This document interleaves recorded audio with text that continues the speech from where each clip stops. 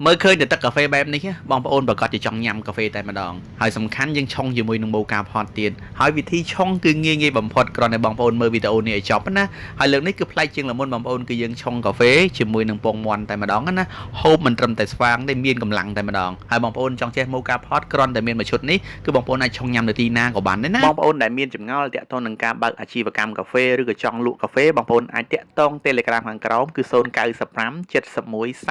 45 និង11ខាងយើងខ្ញុំគឺមានប្រឹក្សាយោបល់ដោយឥតគិតថ្លៃពេលខ្លះទៅតំបន់ដាច់ស្រយាលតាមវាលស្រែឬក៏តាមតំបន់ព្រៃភ្នំពិបាកមែនទែនក្នុងការរកកាហ្វេម៉ាស៊ីនឬក៏កាហ្វេគ្រាប់ណាឥឡូវបងប្អូនលែងពិបាកហើយបងប្អូនគ្រាន់តែមានឈុត mocha pot តែមួយឈុតបងប្អូនអាចឆុងកាហ្វេញ៉ាំនៅទីណាក៏បានដែរហើយសំខាន់ថ្ងៃនេះបង្រៀនបងប្អូនរបៀបឆុងកាហ្វេក្តៅពងមាន់មិនត្រឹមតែហូបស្វាងហើយបងប្អូនញ៉ាំហើយមានកម្លាំងតែម្ដងណាហើយវិធីធ្វើគឺងាយមែនទែនសំខាន់មើលវីដេអូនេះឲ្យចប់ណាហើយបើឆ្ងល់ comment នៅខាងក្រោមវីដេអូតែកុំភ្លេច share ទុកម្នាក់មួយណាដើម្បីឲ្យបងប្អូនយើងជាច្រើនទៀតឲ្យគាត់បានចេះធ្វើទាំងអស់គ្នាផងដែរណាកាហ្វេលើកនេះរៀងបើទីហើយបងប្អូនព្រោះយើងមានទឹកដោះគោឆៅយើងមានទឹកដោះគោខាប់ម៉ា tea pot ហើយយើងមានពិសេសបំផុតនោះគឺពងមាន់ស្រែតែម្ដងណាហើយសំខាន់យើងលាយជាមួយនឹងកាហ្វេក្តៅទៀតអូយបងប្អូនហើយរសជាតិគឺស្វាងចេះតែម្ដងណាហូបហើយមានកម្លាំងព្រឹសតែម្ដងពងមាន់ស្រែកាពៅកាហ្វេក៏ជួយឲ្យយើងកាន់តែស្វាងហើយសំខាន់របៀបឆុងគឺបង្រៀនឲ្យចេះទៀតងាយបំផុតតែម្ដងណាតោះឥឡូវកុំឲ្យអូសរំលងទៅណាបងប្អូនតាមដានអ្នកគ្នាសំខាន់បងប្អូនតាមដានមើលឲ្យចប់ណា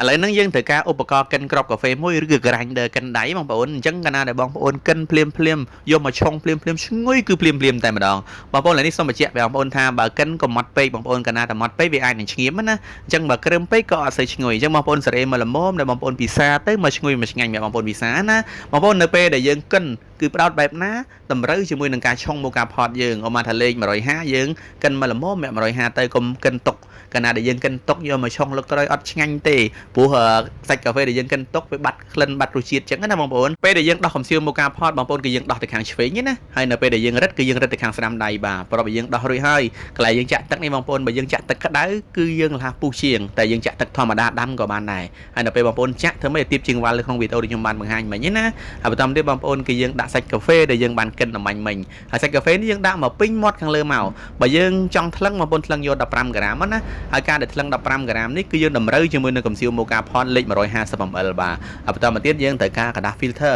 បងប្អូនកระดาษ filter នេះយើងដាក់ទឹកពីលើបន្តិចមកអញ្ចឹងនៅពេលដែលយើងដាក់បិទទៅវាអត់បានរបូតกระดาษចេញមកវិញទេដោយសារតែយើងមានជប់ជាតិទឹកតិចណាហើយឡែរិតនេះក៏សំខាន់ដែរបងប្អូនរិតទៅខាងស្ដាំរិតឲ្យណែនណាកាលណាបងប្អូនរិតអត់ណែនទេនៅពេលដែលទឹកកាហ្វេពុះចេញមកវាភាយចេញនៅពេលដែលយើងបើកចង្កៀនហ្គាសបងប្អូនកុំបើកបង្ខំភ្លើងខ្លាំងណាកាលណាបង្ខំភ្លើងខ្លាំងធ្វើឲ្យទឹកកាហ្វេខ្ជិលមកខ្លាំងអាចនឹងកាហ្វេឆ្ងាញ់ផងដែរហើយនៅពេលដែលបងប្អូនចាក់ទឹកដោះគោឆៅនេះបងប្អូនចាក់ប្រហែលជាកន្លះកំប៉ុងបានដែរបងប្អូនព្រោះនៅពេលដែលយើងដាំជាមួយ mocha pot លាយចូលគ្នាជាមួយទឹកដោះគោឆៅគឺឈ្ងុយឆ្ងាញ់តែម្ដងហើយអ្វីដែលកាន់តែពិសេសបងប្អូនកន្លែងនេះគឺយើងមានពងមាន់បងប្អូនឃើញពងមាន់ស្រែគឺឃើញគឺមានកម្លាំងតែម្ដងណាហើយពងមាន់ស្រែកន្លែងនេះបងប្អូនគឺយើងអត់យកអសទេណាយើងយកតែក្រហមទេព្រោះអសយើងយកទៅលាយជាមួយនឹងកាហ្វេគឺអត់ឆ្ងាញ់ទេវាអាចនឹងឆ្អាបអញ្ចឹងណាអញ្ចឹងខ្ញុំត្រូវការតែក្រហមទេព្រោះក្រហមមានកម្លាំងដែរបងប្អូនហើយពេលដែលយើងគោះពងមាន់ចូលនឹងកាក្រិតរួចហើយបងប្អូនយើងត្រូវការទៅដោះគោខាប់ម៉ាក់ tea pot បងប្អូនដោះគោខាប់ឡើយនេះគឺខ្ញុំដាក់កម្រិតប្រហែលជា15ទៅ20 ml ទេណាបងប្អូនបើសិនជាបងប្អូនចង់ផ្អែមដល់ហ្នឹងបងប្អូនដាក់30ទៅ40 ml ទៅហើយទៅដោះគោឆៃឡើយនេះគឺខ្ញុំដាក់ប្រហែលជា30 ml ទេបាទបន្ទាប់ពីយើងដាក់រួចហើយបងប្អូនយើងត្រូវការ mixer ដើម្បីយើងកូរចូលសាច់តែមួយណាបងប្អូនបងប្អូនអត់មាន mixer ទេបងប្អូនអាចយកសម្ភារកូរតែម្ដងក៏បានដែរគ្រាន់តែយើងឲ្យពងមាន់ទៅដោះគោឆៅជាមួយដោះគោខាប់ចូលសាច់គ្នាតែមួយតែប៉ុណ្ណោះបងប្អូនបាទឥឡូវយើងបើកមើលកំសៀវ mocha pot របស់យើងបងប្អូនយើងមើលទឹកកាហ្វេចេញមកគឺឃើញគឺគួរឲ្យចង់ញ៉ាំតែម្ដងបងប្អូនអូហូយបងប្អូនមើលឃើញទឹកចេញមកជាមួយទៅដោះគោឆៅលាយចូលគ្នាគឺឃើញគឺគួរឲ្យចង់ញ៉ាំតែម្ដងបាទនៅពេលដែលទឹកកាហ្វេពុះឡើងមកហើយបងប្អូនគឺយើងបិទហ្គាសតែម្ដងណាអញ្ចឹងនៅពេលហ្នឹងវាខ្ជុលទឹកកាហ្វេបន្តិចបន្តួចអត់ចោតជាបញ្ហាទេបាទឥឡូវយើងយក mocha pot ដែលយើងបានដាំជាមួយនឹងចង្កៀនហ្គាសនេះយើងយកទៅលាយជាមួយនឹងពងមាន់របស់យើងគឺរសជាតិឈ្ងុយឆ្ងាញ់តែម្ដងបងប្អូននៅពេលដែលយើងពិសាទៅគឺមានកម្លាំងហើយស្វាងចេះតែម្ដងបងប្អូនធ្លាប់តែពិសាកាហ្វេគ្រាន់តែស្វាងទេតែលើកនេះយើងថែមពងមាន់មកគ្រាប់ទៀតមិនត្រឹមតែស្វាងទេមានកម្លាំងព្រឹសតែម្ដងអូហូយពិសេសមែនទេបងប្អូនដែលអត់បានចុច follow TikTok ខ្មែរតាឌីអត់បានចុច follow page ខ្មែរតាឌីឬក៏អត់បានចុច subscribe channel ខ្មែរតាឌីបងប្អូនកុំភ្លេចចុចម្នាក់មួយផងណាបងប្អូ